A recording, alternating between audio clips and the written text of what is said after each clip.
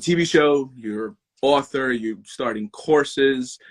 Like, what do you do to reset? And like, did Corona at all change the way in which you process?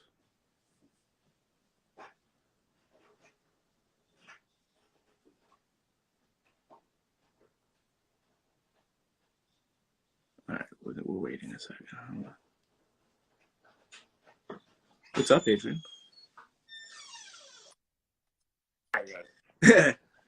Sorry, I don't know what just my screen just went dark and it said pause. Anyway, sorry again.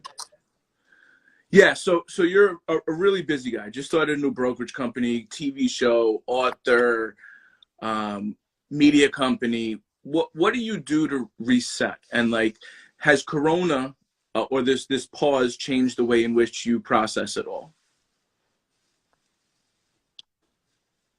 I've really kind of settled into the work, right? Like I really like to work, and during 2020, I took time to really focus on kind of foundational items. We left the brokerage we were at previously and started our own in the middle of the pandemic. Wrote a book, second book that comes out in February. So I spent a lot of time kind of using the time as I possibly could. From this comes opportunity. You're seeing that in the real estate. I mean, the deals we've done in the last 90 days with incredibly optimistic purchasers, and we've been doing them kind of all over the country because we can. And we're doing deals now that we never would have done pre-COVID because these buyers would not have even been interested. And I think for the brokerage model, the whole reason we started Serhant and our new company is because I don't think the standard brokerage model works. And I think people are really, really scared of change. So we have a business plan that I think people think they know what it is, that we're going to start rolling out at the beginning of 2021 that I think will really shock a lot of people. But I think it's going to be the way brokerage works in the future. Interesting. My guess is it's probably tied to helping build individual brands, but I'll leave time to be the test of that. Sure. So I have to imagine that like the thought of starting your own company has been a thought for a while. Like this isn't something new. Like it just didn't start because of Corona. What made you decide in the midst of a global pandemic to make one of the biggest shifts in your life? I think there's no better time than the present. And to be honest, I'm planning on doing it for quite some time. As you correctly just mentioned, I had probably 2 days in March where I was really second guessing myself because everyone was telling me not to do it. Everyone was telling me just to wait, pause. Who knows what's going to happen to the world? This could go on for a year, all that. And I took all of that hesitation others as a reason to move forward. Because no one else is going to do it, right? Expectations would be nice and low. And what better time to really reset and think about your business as a whole. And from 30,000 feet up, when you're forced to not go outside, like my job is running around showing apartments all day. Wasn't allowed to do that. So, okay, let's take a couple months and let's literally put this all together. I'm not going to get this time next year. I'm not going to get this time. So this is a weird, fucked up way of the world showing me now's the time to plan. Now's the time to do this. Nice. I mean, listen, I got to tell you, you've done very impressive things in the time you've been in the business. We've been in the business probably about the same period of time, and your success is incredible. So I know whatever you do going forward, you're going to continue to kill it. But I want to shift a little bit to food because that's what I create a lot of content with on TikTok. And I know I've read or heard you talk somewhere about like when you were a kid, you were a fat kid, right? And you liked your pudding. I remember there was like a pudding story and you didn't understand why you couldn't have 4 or 5 puddings. How do you look at food now? And as a New Yorker where food is like New York, like how is that a part of your life? I've honestly, yes, I have a massive sweet tooth. I think I could eat most people under the table. As a kid, I hadn't really connected food to weight, early on. And I think until it became a social issue and it became embarrassing. Mhm. It became an issue with running and playing sports and all that. And I now food for me is very much a game. Enjoy food, and I have my cheat days, but I make food a game. So I intermittent fast, and I eat between 12 and 6. Mhm. And by doing that, I can remove kind of all the triggers and and the what would you call them? The triggers and any of the kind of distractions from food and all the things where it's like, nah, bag of chips is nice, it's totally fine, and then it's like 3 bags. I don't do that. So now, so it's been much, and I definitely have way more energy that way, and I can enjoy myself a little bit more. I've never been a person who just sits there and counts calories or anything like that. But Mhm. if I eating window, I kind of do that automatically without actually having to think about it, and I kind of eat what I want to eat during that time. At 6 o'clock, I'm done, and I actually feel so much better the next day. Yeah, and I know a lot of people that I've been talking to recently talk about intermittent fasting and how it's made them, incredibly more vibrant in everything that they do. How do you play that into, and I know obviously COVID has changed this, but how do you play that into like your business dinners that you take? Then I haven't had to do a business dinner since like early March, so that's been nice. It's been this weird, fun, sad, but relaxing break from all those things. Like I haven't got no holiday parties. At this time, third last year, I would look very differently on the Zoom. Look beat up, exhausted. You're out every night, which is good. It's part of the job. Yeah. But if I have a client dinner, I try to always get food in before 8. If it has to be later, I'll eat later. I'll eat it. I'll have my first meal at like 3 o'clock. Make sure I'm done eating by 9. For my body, I've been able to figure out that 6 hours is a good enough eating window for me. But I make sure I don't do that like every day. Right. Since earlier, some days I'm so hungry that screw it, I'll start eating at 10 o'clock, but I'll just finish a little bit early. So do you like do the meal prep thing, or are you like actually eating out at random New York City places? No, I would lose my mind that way. I don't ever want to. I only have so much time, and so I don't ever want to have to think about food during the day, especially Monday. Okay? The same reason I have a car and a driver. I got Yuri, my driver, 7 years ago, way before I could ever afford him. Hmm. I didn't think about transportation during the day. I want as many minutes as possible to work. And if I got to go in and out of the train, or drive and park, or if I got to, say, okay, I'm hungry, let me go down to the deli, then I got to stand in line, I got to figure out what I want, I come back, like you end up losing hours of your day. And if you think about what your time is worth and you multiply it all together, you end up spending so much money waiting and getting around. And so it ended up being an investment for me to have somebody who could get me around all day long about it. And two, I use a meal prep company that's based in Brooklyn called Food Matters, and they're awesome. I think you can probably Google them. I've used them for years. They send me a menu every Friday. I pick out what I want. It's all healthy. It's all good. Sometimes it's gross, but it's gross because it's super healthy. And they deliver it to me fresh every day. I don't do any of the meal preps where like the food's frozen or it's been mailed to me. I like Hmm. because they like cook it that night and drop it off, I think at like 4 a.m. or something like that. And then I eat that food that day. And then that's it. Whatever's in the bag, that's what I eat Monday through Friday. I don't eat anything else. So on the weekends then, do you have some variance? Like, is that when you may go out to eat, or is that when you may have your cheat day? And like, what does that look like for you? Yeah, I'm a massive kid on Saturdays. Like brunch is, anything. I'll eat anything on Saturdays. I do my life on Saturdays. But I need it. Like I know that I need that. And like the breads and sweets. It's not every Saturday, but I look forward to it. It gives you something to look forward to. And then Sundays, I go right back to the hour. Because I'm working on Sundays. Right, right. Of course, you're showing. So, do you have? I want to talk about some favorites then, because obviously, you've been here long enough that you have some favorites. So, what is your favorite bagel? My favorite bagel. Do you have? Well, do you have a favorite bagel? I would assume Yeah. so. I've lived downtown for a long time, and there's Mhm. Duckers on Chambers.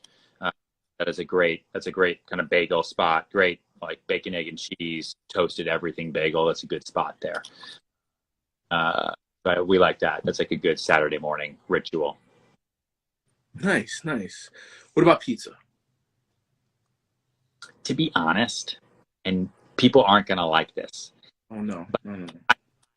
different pizza places in New York City, and I'm always like, all right, this pizza great, thanks so much. And the Emily's and the Village, where, but I will tell you, like if I had my choice, a good old Domino's pizza is still awesome.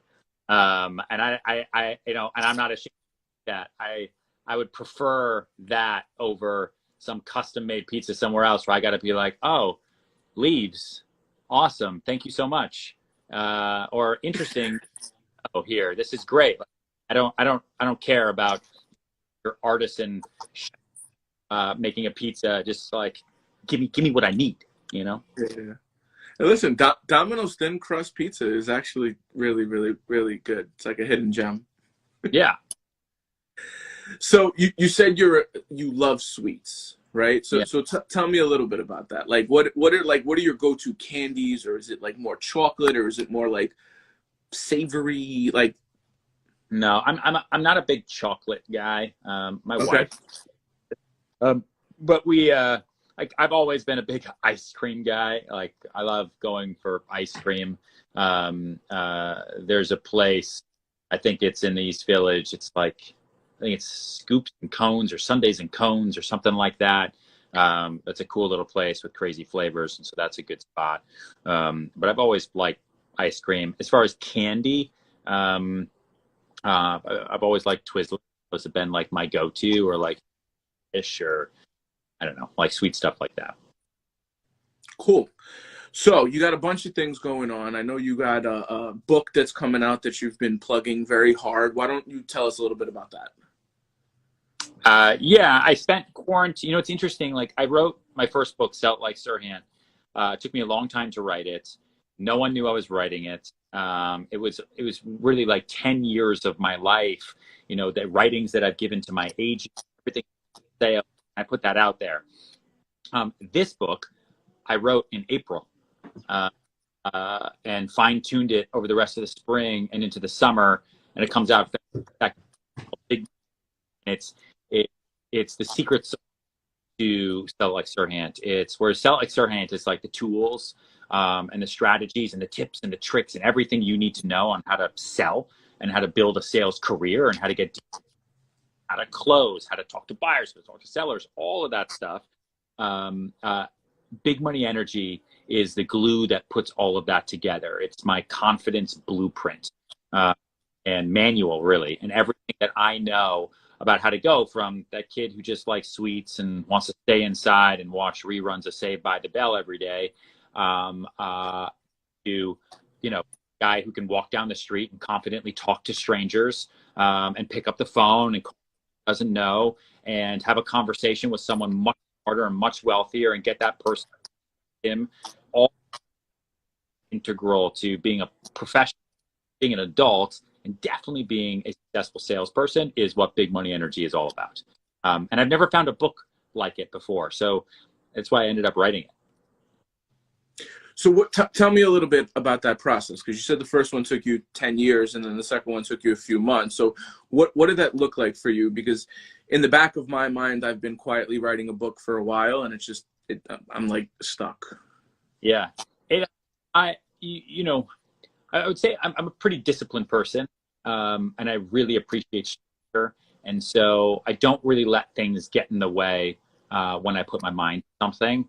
Sell Like Serhant was just, once we wrote it, it wrote itself pretty quickly. But it was it was more of an amalgamation of everything that I'd done over 10 years and my life completely before that. This was a light bulb going off in my head when I realized in quarantine that so many of our course members, we do a big online sales course for Sell Like Serhant, and so many of the course members would write into me or would ask me, they'd say things like, "Okay, I got a pitch, but my palms are sweaty. What do I do?" Or I got to make this call, but I don't feel comfortable. I feel like they're going to know I'm young.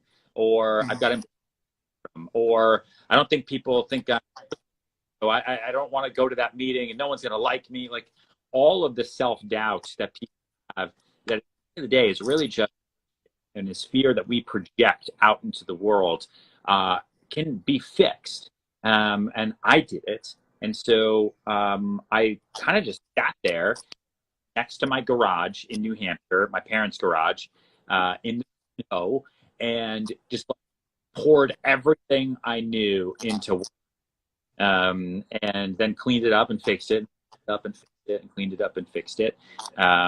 Publisher is awesome at Hachette, so they really helped me structure thoughts. They did the same thing in Self, because sometimes my thoughts all go this way, and they're like, "Okay, great, but we need to take this and put it here, so that there's a line." But it moved pretty smoothly, and I think it's I think it's gonna help a lot of people. I hope it does. Because I poured my life into. That's dope. So I want to shift a little to the media company. So I know Serhant Media Company is something that you've put a lot into. Adrian is a good friend and a huge part of the reason that we're sitting here today. So thank you, Adrian. But talk to me about that, because as we both know, the majority of our peers in the real estate business don't create content, don't live on the internet, don't engage with the rest of the world like that. So talk to me about that shift and creating that and how you envision that for the future as much as you can share. Well, what I wanted to do, one of the things I wanted to do when I started the company was I wanted to figure out how I can help the agents that work with me build their own brands in the same way that I did over the last 10 years. Right? This isn't like a pipe dream that I have. It's okay, this is what worked for me. So I can't give everyone their Bravo. But I will tell you, sell more real estate now and generate more leads on YouTube, Facebook than I ever have from being on Bravo for 10 years. And so that's where the market is, and that's where the future is. And that's where our future buyers are, future clients, and kids of our current clients who have a lot of influence over their parents. And so I have really built out the in the film studio. We're, I think, 10 people now. And they exist to help create the content and tell the stories for our clients, our developers, our properties, and our agents. And one of the big initiatives has been with YouTube, creating a real estate network called Listed, where we are producing individual shows or with their passion projects, what they're good at.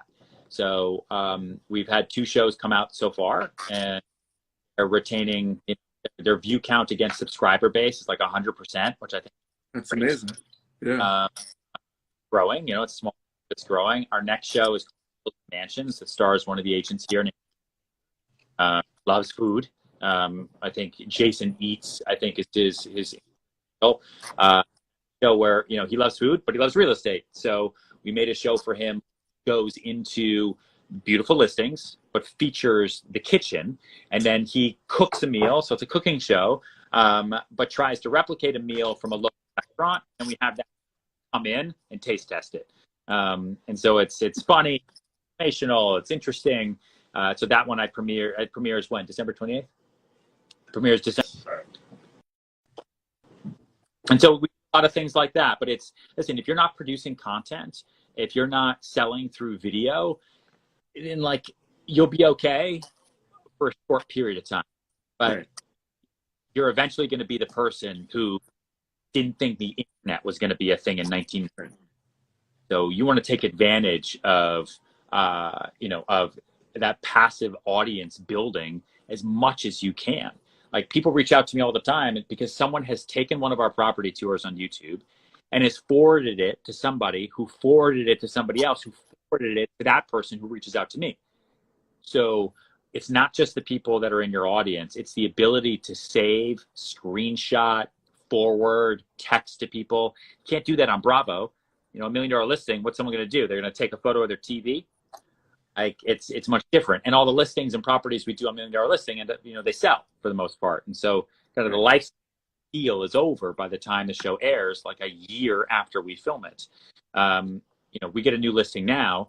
The studios team can put together a kick-ass property tour tomorrow, and we can go to market with everything in 2 days. Massive audience that I couldn't hit otherwise. So it's really become incredibly, incredibly important. So is this your hedge against like the automation of the real estate business? Because as we know, there's a lot of segments that very well could be turned into an algorithm. Yeah, I think, and I say this all the time, like until a house figures out how to sell itself to another house, and maybe Bezos and Musk are working on that. I don't know. There will always be a need for real estate agents because relationships, you know, like the real estate is just the widget. I broker buyers and sellers together, right? It's relationships, it's the emotions, it's the wants, the needs, buyers. And so I honestly find with more automation, more data, it's more overwhelming and tougher to understand what decisions clients should make. So they need us more and more. And so I appreciate it, right? I use the data against the data all the time to my benefit. And that's what I teach our agents to do. And that's what I teach people to do, of course. So the media angle is how do you build a brand? Like all the tools, platforms are right here for you, right here. And if you're not making use of them, I'll help you make use of them. And so that's what we've been doing. And I've been a legal real estate brokerage for 83 days. We've been doing it. Congratulations. Yeah. So, well, 83 days. Yeah. I'm sorry, go ahead. Oh, no, you cut off. I said we're getting old now. We're a good old 83 days. Yeah, no, listen, I mean, you got to start somewhere. And honestly, this has probably been brewing in your brain for years. So you've been playing this out for many, many seasons at this point. So to wrap, because I know you're busy. So you got TV, you got the media company, you got your new brokerage, you got books, you got courses. What's next? Like, because you don't seem like the type that's going to stop anytime soon. Like, you're not going to be in 2 years, be like, all right, I'm done, I'm going home, I'm going to live in the woods. No. The real estate company is everything for me. So that as we grow that and build it and really clue people into what we're actually doing versus what they think we're doing, you'll see it's a lot of work. That's what's next. I'll always write more books because I can't really stop. $1 Million Listing season 9, I think, comes out in March or April or something like that. There's other shows we're working on too, but just more, man, more, right? As much as you can. I don't want to leave anything on the table, right? Do it all. So if you could leave people with advice for 2021 or beyond, or just in general, like what would you tell people? I would say if 2020 has taught us anything going into 2021, it's that you got to get comfortable with being uncomfortable. You got to go outside that comfort bubble, outside that comfort zone. And I think you should really spend the next week and write down everything about yourself you want to change going into 2021, and then just fucking do it and make that determination and just do it, because before you know it, we're all going to be over, right? And it'll be too late at that point. I mean, it's never too late, but like at some point it does get too late. Mm-hmm. Stop procrastinating, stop waiting, just start, just do it. The worst thing that can happen is that you'll start, you know? That is true. That is true. Well, listen, I truly appreciate you taking the time. Have a Merry Christmas. Have a Happy New Year's. Be safe. And, you know, once this is all over, let's get up and shake hands and meet. All right. Sounds good, man. Have a good holiday. Peace. You too. Yeah. Later. That was dope. Dope conversation. We have another. I don't know if he's in queue right now. Hang on one second. We have another live right now with go live with, hang on. Here we go. What is New York? So next, let me just make sure this is Rick. What is going on? What's up, Mike? How are you? Good, good. How are you doing? Good. Let me know if this cuts out at any point because this is just never works for me. So No let worries. me know. So for those of you that are with us that don't know who this gentleman is, Rick is the brains and brawn behind Subway Creatures and What is New York, two huge multi-channel domains that I listen. I've seen blown up in the time that I've known you. So talk to us a little bit about what you do and the progression. For Yeah, of those that may course. not know. Of course. So, like you just mentioned, I started Subway Creatures back in, I want to say it was maybe 2011, 2012, actually before Instagram was even a thing. And it started as a website. Basically, it was just documenting all the wild, crazy, funny, bizarre things that the New York City subway had to offer. Mhm. And, it just started as a hobby. I was actually working in television for a while. And before you knew it, it just started kind of snowballing and turning into, what was something I never actually pictured growing as big as it has now.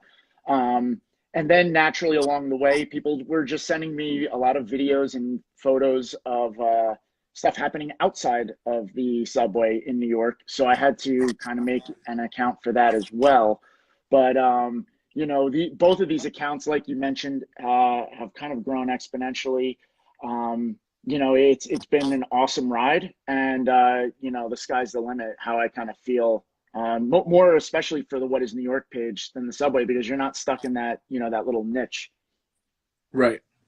So I know when you and I spoke and you were a guest on my podcast, maybe a year and change ago at this point, What is New York was just like you were just launching it or just launched. So talk to me about like how What is New York, what is similar to what you may have seen with Subway Creatures. Right. So, like I had just mentioned, the page, it just naturally took form, naturally Hmm. took off, and the content was speaking for itself.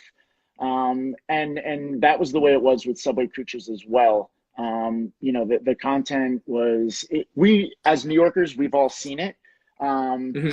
it wasn't really being documented in one place. That's why I think the page was both pages were kind of as successful as they are.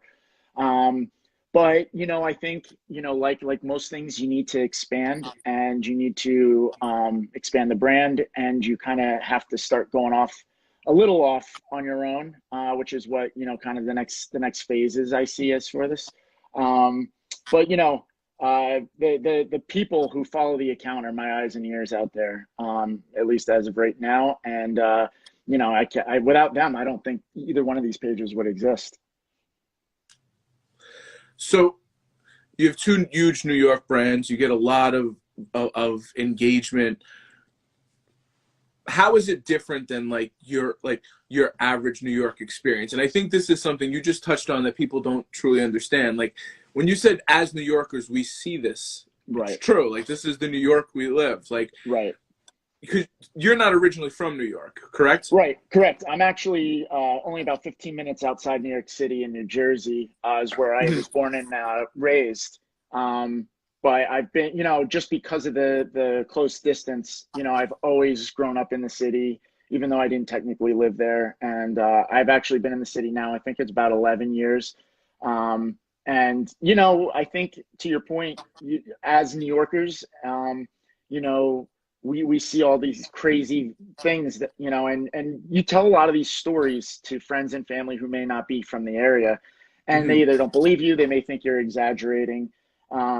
And that's actually why these pages, I started them, because I was sending friends and family so many pictures and videos of stuff, and they were like, is this just a regular day for you? And I was like, to be honest, you know, a lot of these characters that show up on the page, um, people know them. They're actually regulars in the city. Yeah. People know the people in Union Square who are constantly, whether it's performance art or you know, just the people who are always around as those kind of regulars. You know, they've become uh, you know, the people who everyone recognize. You know, on a summer day going to Union Square, you're going to see a lot of these people. But you know, I think it's also important to touch upon those may not necessarily be quote unquote the real New Yorkers. You know, I get that a lot. And I think that that's why it's also important for the page to document a lot of the stuff that, you know, us New Yorkers encounter on a regular basis. And by that, I mean, you know, it's one thing to show the performance artist of side of things, but it's also, you know, the situational things. For instance, I think a great example is we just had that really bad snowstorm recently. Um, as again, as New Yorkers, I think we can all compare to how much it sucks when it snows in the city because, you know, normally it doesn't accumulate, but when it does, it makes our situation really shitty, especially walking around. We run into these slush puddles on every corner. And I think it was pretty funny. I did post something the other day about the slush puddles. And there were a lot of people who didn't understand because, you know, they may not be from New York. And the one thing I don't like doing is I don't like gatekeeping. I don't like, you know, telling people that, you know, you just don't get it. If you're a New Yorker, that's the only way. I don't like doing that because the whole point of the page is kind of for people to experience what we're experiencing also. So, you know, there were a lot of people that were, you know, commenting, why am I staring at a puddle in New York? And I remember thinking like, man, if you only understood that that puddle has no bottom to it, you are going fully under if you step in one of those. You and Um, me.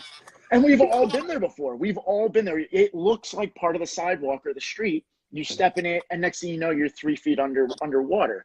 And that's just one of those common occurrences as a New Yorker that we've all been in. And you know, there are so many situations like that where, you know, we all get caught in the rain. You know, we're all in a subway where, you know, the guy with smelly armpits is standing over you. You know, not as much recently, but, you know, we've all been in that rush hour car.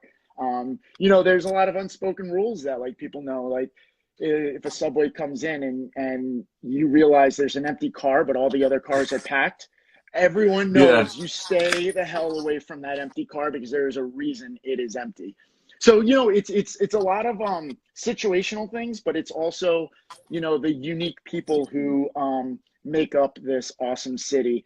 And you know, it's not to point and laugh at people. It's more to celebrate the uniqueness of New York and how there's just so many different kinds of people in the city, and that's one of the things I think's you know, one of the most awesome parts. Yeah, it's very funny you bring up the empty subway car because I just put out a video on TikTok about like things not to do in New York, and that was one of the things. And the comments were like people didn't understand why not to get into an empty subway car. I was blown away. I was like, it's What empty. were some of the other things on that list? Don't talk to the free CD guys. Uh, The mixtape guys. yeah, yeah, yeah. Don't take pictures with the characters in Times Square. Yeah, Uh, this is all good advice. yeah, yeah. Don't buy the I Love New York shirts. Um, and don't randomly stop in the middle of a busy sidewalk to look up at a building. Oh man, that's a Um, pet peeve of mine.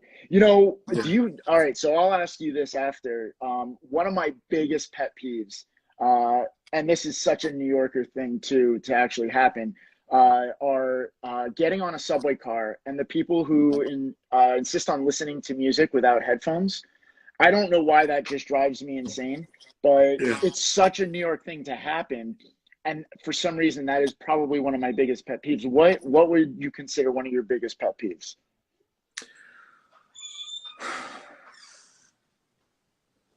I don't know, because you said Subway, and I'm like, fuck, I haven't been Well, on the I guess it Subway doesn't really even since have to. It March. doesn't even have to be in the subway. But you Um, know, like you know what brought this up is you mentioned people stopping on the sidewalk. yeah, You yeah, know, yeah. when us New Yorkers have places to be, and you know, a lot of us are speed walkers, and that also, you know, you avoid Times Square altogether just for that reason alone. Oh, But 100%.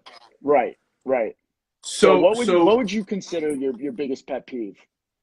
so when I'm driving, um, it's very close to like taxi drivers and like obnoxious bike riders. Yeah. Like that just So one thing I learned through my page is yeah. um the bikers in New York City are so like that is such a split down the middle of people who are all for biking through the city and the people who can't stand the bikers. And I just stand in the middle and I just like to post things about it and then just let everyone, Yeah. fight in the Yeah. comment section. I'll tell you, man, my comment section is probably one of the most toxic, at the same time beautiful places, because some of the comments are so funny, some of them are so toxic, but it's just the best to watch. Throwing up a post and watching things unfold is one of my favorite things to do. Yeah. No, I hear you. I hear you. But it's crazy to me. Like I see every time I'm driving, right? I see at least 3 to 5 bikers that like almost died, not because of the driver's fault, but because of like shit they're doing, and I'm like, Yeah, well, that's the thing. I mean, you got to be, as a biker. I haven't. I'm not a huge biker. I'm obviously a subway guy, but um, sometimes I totally understand why people are biking. But there's so much to look out for, not only people but cars, traffic. So it's obviously so dangerous. Riding. I know that they talk about opening up a lot of bike lanes in the city, and they need to open up more. But I give people a lot of credit. I'll tell you what's the next level are the messenger bikers, the guys who are yeah, delivering stuff. I mean, it's like that Kevin Bacon movie. I don't know if you've ever seen it, where he's a bike messenger, but these guys are for real and, like, to be honest, a lot of the time reckless, just weaving in and out of traffic. But that's next level. That's not yeah. city bike. Those are two completely different things. Yeah. It's different because like I've spent a little time in Amsterdam, and like the bike culture there is just as prevalent, bike lane wise, like length of bike lanes. But you see a big difference. It's like the people there follow the rules. Like the bikers are very much like where they need to be, how they need to be. But being New Yorkers, it's obvious. We struggle with the rules a little bit. Yeah, and no one's gonna tell New Yorkers what to do. I mean, they can try, but we're not very good listeners. So I know you talked about being a big subway rider. Since Corona has started, have you still been taking the subway, or have you like changed the way in which you commute? No, I've been taking the subway. Obviously you have to mask up, so that's not an issue. I did see an article, and granted, I don't know what the actual proof is behind all of this, but I did see something about the subways being one of the safest places to actually ride. I don't know what the science is behind that. I don't know Yeah, how that works, but they did say it's very unlikely to actually catch COVID on the subways. Um, I know the subway, and trust me, I can speak from experience just from, the content that I put out with the Subway Creatures account. Um, it's struggling down there. Ridership is obviously down. But the good part, at least for me, is that the content is still there. The people are still documenting what's happening down there, and somehow there's still always going to be content down there. I'll tell you, in the beginning of quarantine, that was really tough. People would always tell me, the Subway Creatures account is so great. You'll always have content no matter what, as long as people are riding the subway. All of a sudden, bam, quarantine hits. No one's even allowed to be in the subway unless you're an essential worker. I know that was the case for at least a couple months. And that really affected what I do.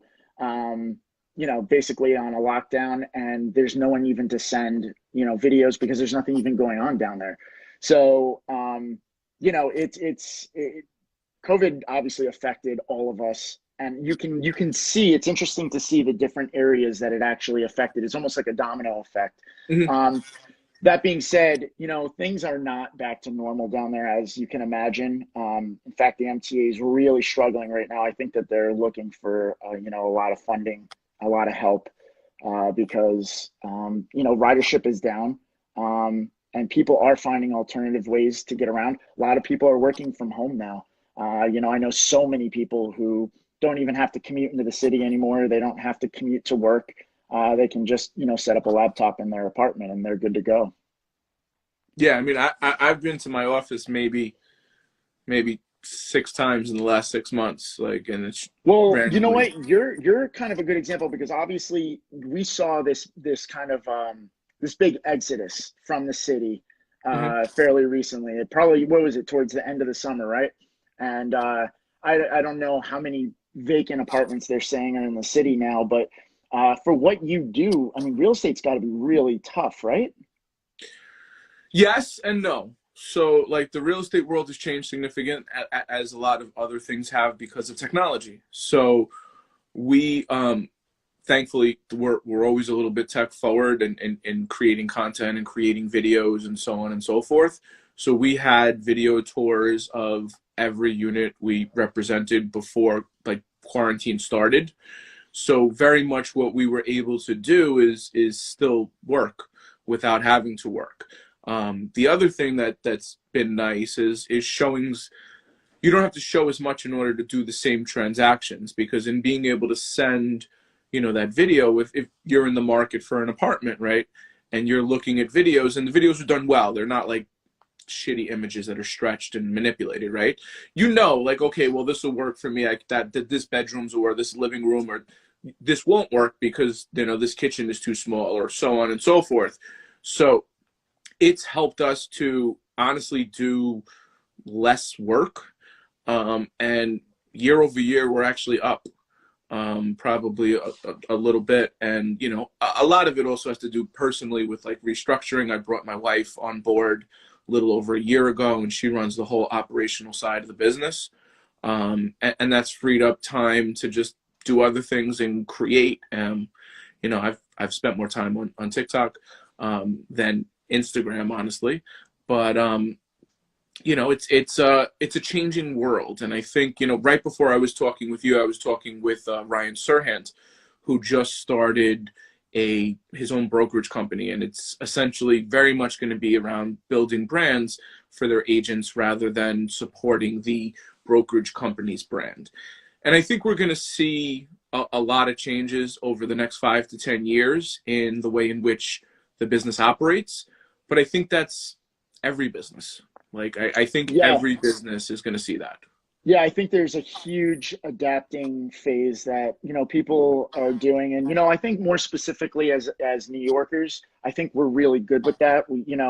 I don't think anyone's seen anything to this level, but I think that we're really good at adapting to situations. And, that's one thing that I think is, kind of a light at the end of the tunnel, in a way. Listen, I think in the bigger picture, like, I think we're losing about, well, by the time this is done, we'll have lost somewhere between 500,000 and 1 million New Yorkers, right? So we'll go from like 8.6 million to 7.6 to 8.1, somewhere in that range, right? And I think the residual effect is going to be 5 to 10 years. 5 years if the economy is very, like, rebounds quicker. 10 years if things take a little longer. Because what I'm seeing is I'm not seeing people hired. Like, jobs aren't coming here. Right. There's certain industries where jobs are hiring. Law is definitely one of them, or nursing and medical field is one of them. But, like, finance jobs, people, these big companies are, instead of hiring a kid out of college at $80,000 a year, they're giving that same kid $60,000 a year to stay in Kansas, Right. which is great for the kid. Don't get me wrong, but now that money doesn't come into New York, and that person doesn't, live here and help the economy. So I think Right. what New York's going to need, I think we're really going to need to see, like, a real tech revolution. Like, if we know New York is not incredibly tech forward. We're just we got time indicators in the subway just now, and that's been going on in London for about a decade and a half. Right. So I think that will be the next thing, because I think retail is going to get screwed, and you'll see tech companies come in and really change the landscape of that business and of what New York looks like, because I think Right. that's where we're going.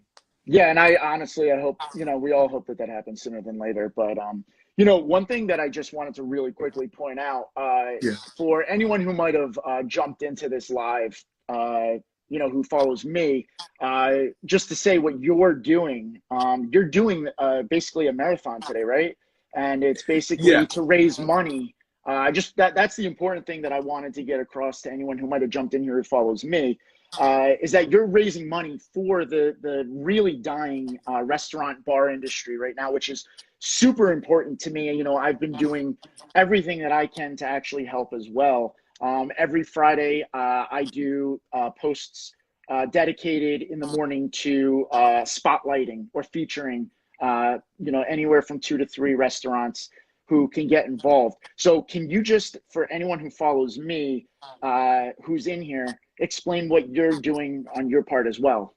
Yeah, no, and thank you for the segue to that. So, really just trying to use whatever influence and relationships that I have to raise money to help New York City restaurant workers. I create a lot more content on TikTok than on Instagram, and a lot of the content I create is like New York City based with a specificity kind of around food. And the industry has been so hard hit, and we all know people that work in a restaurant that either don't have a job, or their hours are significantly been cut, or because people aren't eating, they're not making tip money, or they're unemployed, or even like the struggling business owner that's got 5 or 6 employees that's trying to stay open, but every regulation under the sun. And listen, some of it's obviously necessary to keep people safe, right? But they're struggling. So I really just wanted to take a moment to use whatever influence I had to try to do good for these people, because at the end of the day, food is one of those things that kind of makes New York New York.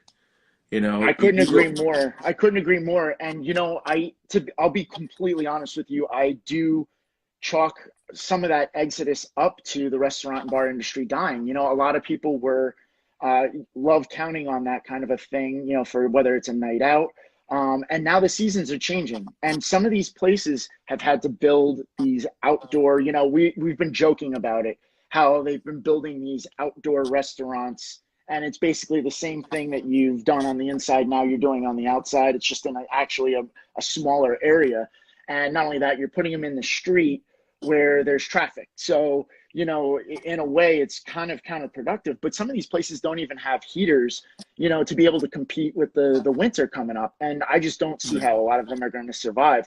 So I think just bringing the awareness to the fact that, so many of these places are struggling, and it's not even just the restaurant owners. It's the people who work in the restaurants as well, the wait staff. I mean, that's 500,000 people alone right there who are either out of work or struggling. And there's not a lot of help right now. And that's why, you do see a lot of people trying to do whatever they can to help with the situation. There's only so much you can do. But that's why I appreciate what you're doing. And I was, when you asked me and said what the cause was, I was like, oh my God, this is a no-brainer. This is exactly what I'm trying to help with as well. So I appreciate what you're doing as well. And hopefully that TikTok audience that you have, which is, you made it sound like it was large, is coming in on this as well, and people will help. Yeah, I mean, we are streaming like right here right now on TikTok as well. Oh, perfect. Yeah. So this all is on TikTok. So whatever, obviously when I look down like this, I'm trying to like look at the camera here. But yeah. So let's talk about food for a little bit. So definitely, man. So what are what is your favorite bagel? I've always kind of been an everything guy. Just throw it all on there. And then also, you got to do the bacon, egg, and cheese. Like that's the way I was raised. That's the way it goes. That is a funny question though, because I've never actually really thought about that. It's just something I've always ordered. Right. So I'm sorry, we'll get back to food in a second. Somebody said, how can we donate? That's a great point. I did see that. Yeah. There is a link in my bio, whether you're watching this on Instagram or TikTok. that you can go to, and there's a GoFundMe set up because it was just the easiest logistic way of doing all of this. No, it's a great So, point. Yeah, yeah. so do you have a favorite bagel place like that you go to? Like, will you? Well, so I live up in Harlem, and we have a place down the street called Bo's Bagel, which usually has, with or without COVID, there's a line down the street for this place. Um, Mhm. you know, Possibly also because it's the only bagel place in the area, but it's really good. It deserves a line. But it's if it weren't for that, I try to find the mom and pop places. Those are really where you can get like the best. I stay away from the chains. Yeah. You want to find that the homegrowns, because New York arguably has the best bagels. So so many people. I have family who live down in Florida, and they always talk about how it can't compare. Right. Well, it's the water. That's really And what a that's what big problem everyone is. says, and that goes for the pizza as well. Right. Everyone Yeah. talks Yeah. about the water. Right. So when I was younger, I worked in a pizzeria. So like that's like one of the key ingredients, obviously, in making the dough, which is then your flavor base. Obviously, with pizza, it's also access to like the right sauces and cheeses and so on, and things are different in New York just because of the size of this versus other places in the country. So perfect segue to pizza. What is like your go-to pizza order when you go into the pizzeria? I'm a big margarita guy. I know I'll catch a lot of shit for that. I love, if I could find a good margarita pie, I'll absolutely go for it. Um, as far as a place, honestly, there's not one I can really zero in on. I mean, obviously New York, there's a pizza place on every corner, and that's not to say that they're all amazing. You stay away from the dollar pizzas or whatever those are, the 99-cent pizzas. But there's just so many good places. It wouldn't even be fair to say that there's just one. But if I could find a good margarita slice, I'm all about it. Dope.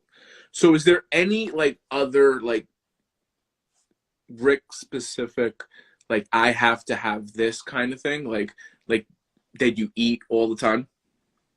Um, well, actually, pizza would be the one thing that I can eat. Honestly, I can eat cold pizza in the morning. I Yeah. actually, weirdly to say, I can definitely eat cold pizza anytime. That I actually love it. However, I'm also a big sushi guy. If I could find good sushi in the city, I love that as well. But to your point, um, the city, one of the best parts and my favorite parts about the city is the fact that you can get so many different kinds of food anywhere, and it's basically at the tip of your fingers. So that's why it's so important to kind of save this industry, because you're just watching all of your favorite places just go out of business, and the list of all the places that you frequent, it's just you're crossing them off one at a time, and it's really sad because not only do they have good food, there's so many memories that you have. Like, oh, there was this place I would go to at 3 o'clock in the morning when the bars let out. There's places where you just have memories of like family that visited, where, oh, I remember when me and my brother went to this one place and it's no longer open. There's kind of that sentimental side that's tied to a lot of these places that are just going out, and it's just really sad. And if there's anything that we can do, you want to try and do as much as you can to help them. Yeah, absolutely. So I mean, what we can do while we're here is tell me about some of your favorite places, because at least we can shout those out so the people that aren't here watching may take a note and go order or Seamless or something. Right. So what are Yeah. some of your? Some of my favorite, and to be honest, some of them I don't actually know how bad they're struggling, and you just have to assume a lot of them are. Right. No, Um, everybody is. yeah, I mean, again, I'm a big pizza fan. You have Joe's down in the Village, which I've always been a big fan of. It depends on. There's oh man, what is the name? There's a say. I love Peruvian food. There's definitely a place on the Upper West Side. I'm trying to remember the name right now. But that place is amazing as well. Um, You know, any mom pop places are always amazing to me. I'm totally drawing a blank on a lot of them right now. Um, but I'm also jumping all over the place. I love, not frequenting one because there's just so many. New York has so many to offer. That's actually funny. I just saw someone write Pio Pio, Yeah. and that is definitely when I lived in Hell's Kitchen, that was one of my go-tos. Um, but yeah, there's just so many that it's almost unfair to zero in on any specific one. But I would prefer the smaller mom and pop places compared to the chains. So I know we talked a little bit earlier about outdoor dining, and obviously in 25-degree weather, even with heaters, like I know I don't want to do it. Like I'll order out or I'll order delivery, but like for me, I've noticed that like my limit is probably about 45, 50 degrees because after that it's just like uncomfortable. Right. But I do think that like seeing these open air mini restaurants on the street will, because they're here to stay. I Yeah, think it yeah, will I heard change the the same thing. landscape of New York. And I Right. think it gives New York a little more European feel. And I honestly like it,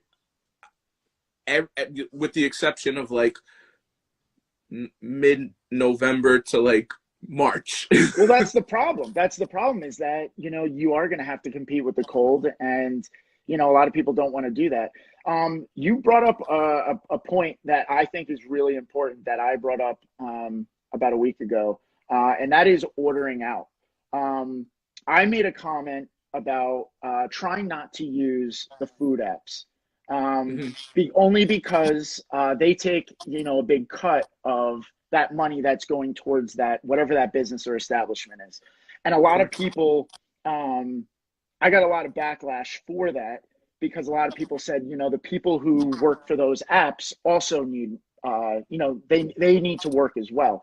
And I think it's important to differentiate the fact that, you know, my point of that was that the more money that can go towards the business, the better. I understand it's very convenient and easy to order through an app like Seamless or Uber Eats or DoorDash. But I think a lot of people, and if you're not from New York, you may not know this. Um, they these delivery people work for the business, so they're getting a Seamless order, and it's the same thing as if you called in. It's not different, and I know that that might be different around the country. I'm not sure, but like if you work for Seamless, So that's or seamless. or Uber Eats. I know Uber Eats, you go to the business and pick it up and then drive it. Right. And those fees are all separate because that's all in Uber. And I get that. Um, but you also have to think, these guys, and this was more specifically for when it was snowing. I was making a point to tip your delivery men extra because of what they Absolutely. have to deal with. And I mean, Absolutely. if you don't agree with that, I mean, what, come on. Like, Mm. I get it. It's convenient to sit at home and just order food, but think about what the people are going through that have to bring you that food. So, that's kind of an important thing to realize. And that's all I was trying to say. Hmm. It was not about trying to knock the people who work for the apps. It's just in New York City, a lot of those delivery people already work for the business anyway. So, you might as well just call the business and order then, and it's going to be the same person bringing you the food either way. So, I totally understand that there are people employed by some of these apps who need money as well. I was just thinking about the business and the people doing the deliveries, and not necessarily the apps themselves. And No, also, I'm not even ruling out the apps. Just as a first option, think about calling the restaurant. If yeah, not, then use the apps. I know a lot of these businesses rely on the apps anyway. I was right. just thinking, as a first option to definitely think about the business first. Yeah, no, I definitely agree. Like if you can call the restaurant, obviously call them directly because it does make a difference. And listen, there's always going to be people that order. So like, calling the restaurant directly, Joe that delivers for DoorDash is not going to like be struggling because you called the restaurant directly. And the Right. reality is you're going to like that. Just because I know a ton of people in the industry, like that 20% or 30% fee that these companies take, depending on what it is, it becomes quite substantial. And listen, is it a cost of business? Yeah. But at a certain point, like, it makes a huge difference, especially when we're in a pandemic and, these restaurants are operating at 30% of the revenue that they were beforehand or Right. none. And I mean, we haven't even seen the worst of it yet. Like, Oh, you think so? oh no, we're going to see, like, by the time February hits, March hits, you'll see another probably half of the restaurants go out of business because who's going to be out? Well, yeah, exactly. And I think that that's what we were talking about earlier about trying to compete with the weather and the winter. A lot of people aren't going to want to do that. And the other part is, there are the rumors where right after Christmas, New York's going into another lockdown. And again, that's not confirmed, but that has been the rumors. That New York could potentially be going back into lockdown depending on what the hospitals look like and depending on what all these rates of COVID look like. If that happens, I mean, it's going to absolutely decimate that industry, which is already Yeah, decimated. absolutely. Now listen, the one thing, the one bright light is there'll always be people who open restaurants, right? So like even after all this is over, the industry is going to come back alive at certain points, because what you're going to see is you're going to see the restaurateurs that couldn't make the restaurant make sense at $100 a square foot in rent, but all of a sudden, because the market shifted and now that rent is half of what it was, it absolutely makes sense. So I do think you'll see, in the coming years, and it was funny, I heard something that part of the reason people believe that there were the roaring 20s was because of the Spanish flu, where, one of the things that really pushed people getting out there and spending more and engaging more was the fact that they were inside for 2 years. Thankfully, knock on wood, hopefully it's not 2 years for us. I think by the end of the summer, we'll be able to take off masks here in New York City, and try to get back to some normal. But it's going to be a long period of time before you start to see that life that you saw again across the city. There are pockets, surprisingly, that are still as vibrant, if not more vibrant, than it was before. But I think a lot of it, like you said earlier, ties to the restaurants being open. Like I've seen a lot in the boroughs, in Astoria, in Park Mm-hmm. Slope, that are just as crazy as it was pre-corona. But I also saw a lot of people like, well, I don't need to pay Manhattan rent if I don't need to be this close to the office. Right. If all these restaurants aren't open, I'll go to the boroughs. Right. So I've seen that happen. But I do think, in the big picture, jobs will come back. It's going to be a longer, struggle. But, we'll find new restaurants that we fall in love with, hopefully. And it's always unfortunate to see people struggle, but that's why we're doing this. We're doing this to try to Agreed. help Yeah. in the immediacy, because frankly, like, it's the holiday season, and after this year of things that people have done, it's like the least we can do is use whatever influence we have to try to positively impact, as many people as possible. Agreed. And that's why I really appreciate why you're doing this. So, while we're talking about food, right? Are you more of like a sweet or a savory type? Savory for sure. I was never really a sweet person or a dessert person. Okay. I have no idea why. There's no rhyme or reason to it. Yeah. So my wife is actually the sweet, and I'm like, I could pass on dessert. I'm like, Meanwhile, she's the exact opposite. She's like, I have to have dessert all the time. So what are some of like your go-to, like, I eat this at least once or twice a week, or I eat this every week, kind of consistent, mainstays?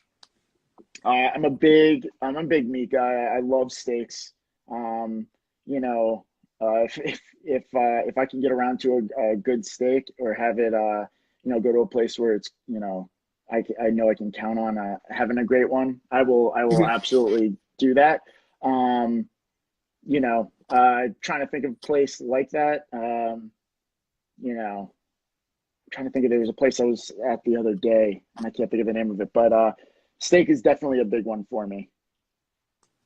So fun fact about steak that I found out the other night, totally kind of randomly, because of Corona, right? You are now able to almost get same day reservations at Peter Luger's, whereas like before you were looking at like a 3 month wait time. So they do have indoor dining or outdoor dining still. Well, actually, no. There is no indoor in New York right now. I think actually There's no that indoor, stopped. no. And I will say Yeah. Peter Luger's to me is I'm not the biggest fan, I'll be honest. And Okay. it's not even necessarily related to the food itself, but it's just it kind of seems touristy and it the people there, I never really had a great experience. But I know people preach about it, but Yeah. you know, No, the service has historically sucked. Like yeah. they're known for their absolutely shitty service, um, which is why I was like very shocked at how good the service was when we were there. I was like, this isn't normal. Like I expected them to be rude and so on. Um, I like their steak. I'm not crazy about the fact that they don't have mashed potatoes, which doesn't make sense to me. But that's a whole other thing. Yeah. So with the holidays approaching, are Mhm. you going anywhere? Are you because of COVID? Are you staying home? Like what is your holidays looking like? I'll be doing some traveling, definitely locally right now. I have family in New Jersey, which I'll be staying with. Um, and we're having a kind of a low key year, obviously, because of everything that's going on. So, it's going to be a quiet year for sure, but obviously, this is kind of an unprecedented, holiday season. So, there's really you got to be cautious with everything you're doing. So is the holidays at the McGuire's generally like a huge food fest? It is actually, and to be honest with you, my parents are divorced. I have two sides of the family, so you're jumping around to a lot of different places and Hmm. seeing a lot of definitely a lot of family again this year.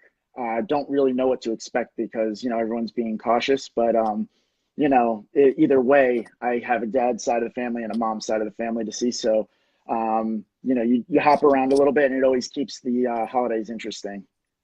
Yeah, no. I totally get it. That's cool. So I'm going to switch back from food just to social media for a second because I Yeah, know there's a lot of people that listen, follow your account and maybe know a little bit more or really want to kind of get to that point where they're able to make social media a business or what they do.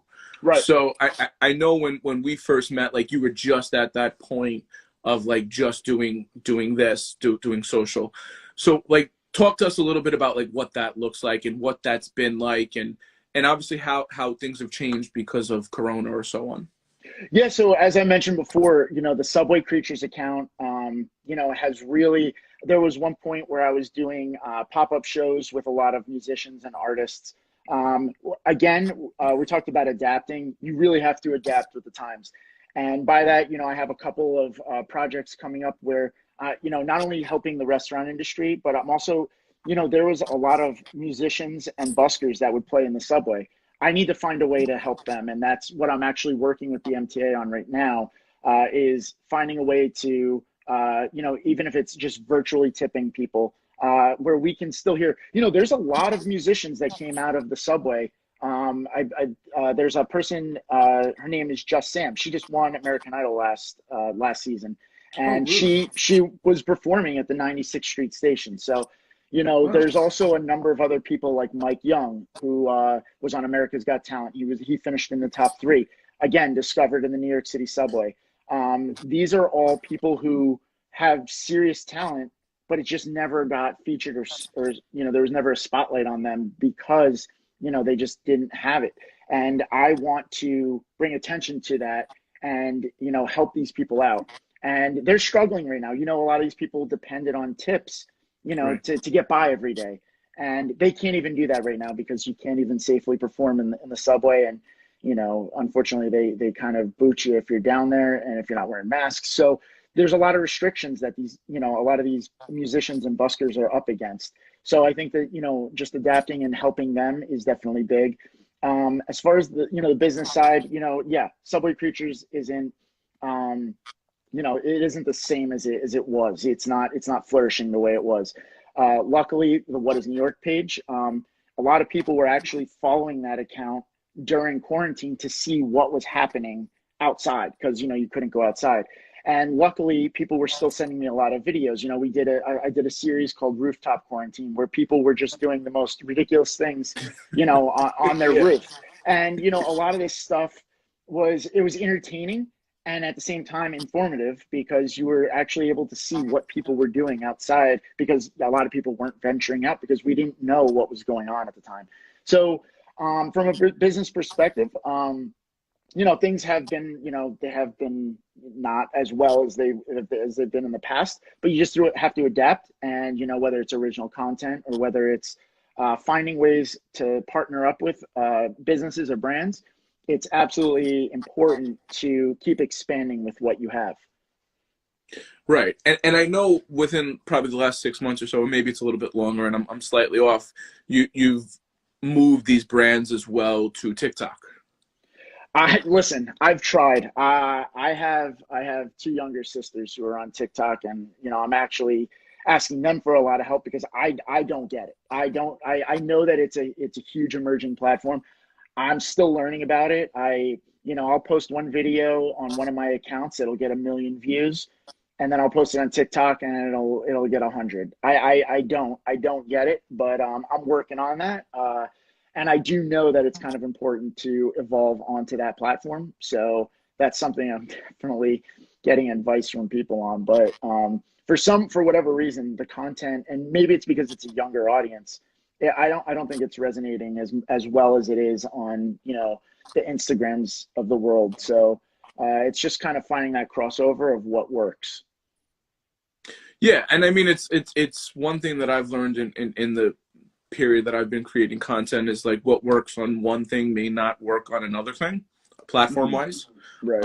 Like what you put on Facebook, if you're even on Facebook, or was not what would work on Instagram, which is not what would work on LinkedIn or podcast or whatever else it may be. I love TikTok. And the only reason I say that is because I find TikTok to be the one place where people are the closest version of their real selves.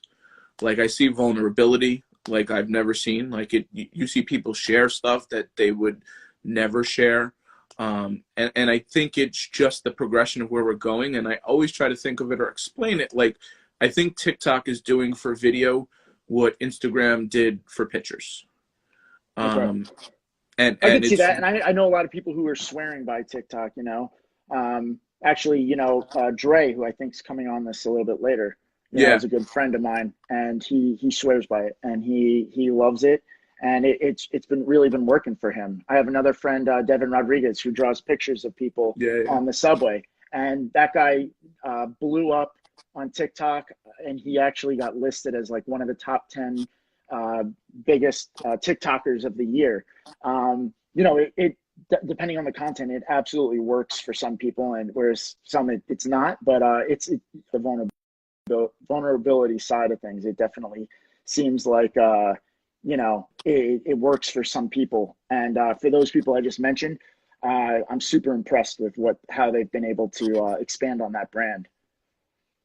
Yeah, no, I mean, I think it's super interesting. It's like if I look at like the time that I've spent into Instagram versus the time I've spent on TikTok versus, you know, following, it's insane. Like I've spent, I don't know, 6 or 7 years on Instagram to get to where I'm at. Whereas, you know, TikTok, I've been on TikTok for a year and, you know, we have 175,000 followers. And it's crazy. Like it goes back to what you were talking about with brands earlier. It just opens doors. You know, I just was at Citi Field. I'm going to do some, you know, more collab work with the Mets.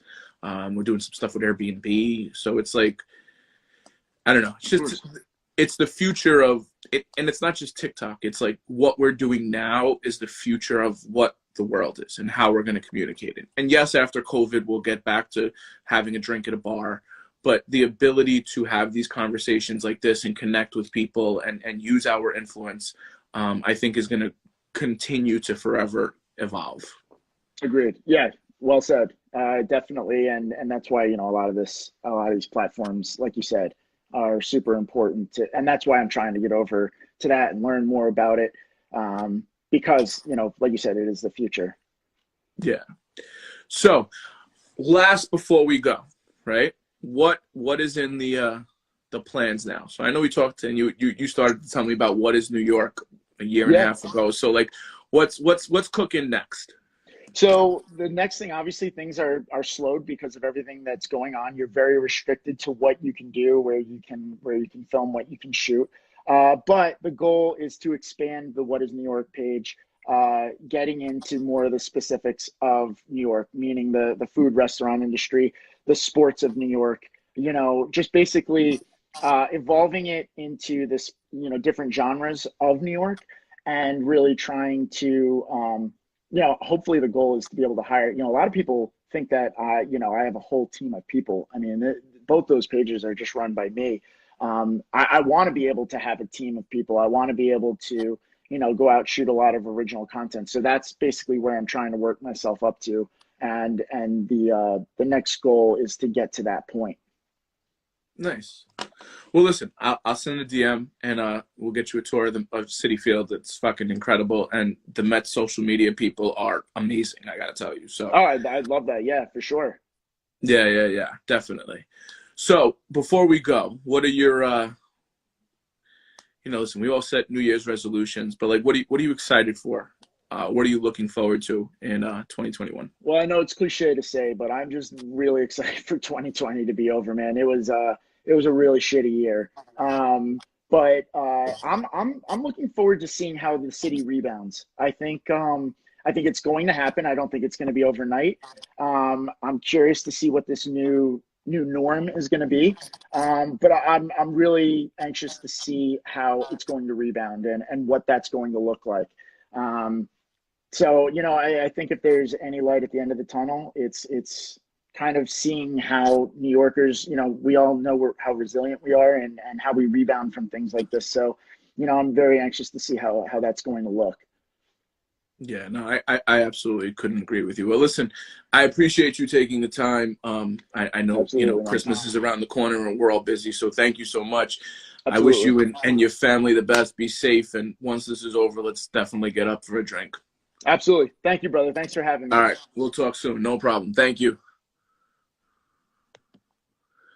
So I'm going to call this a wrap for now. I'm going to be back a little bit later with some more guests. So stay plugged. We're going to put information in for anybody that wants to donate. The link is in my bio to the GoFundMe. Please, anything you can do absolutely will help. 100% of the proceeds will go to New York City restaurant workers.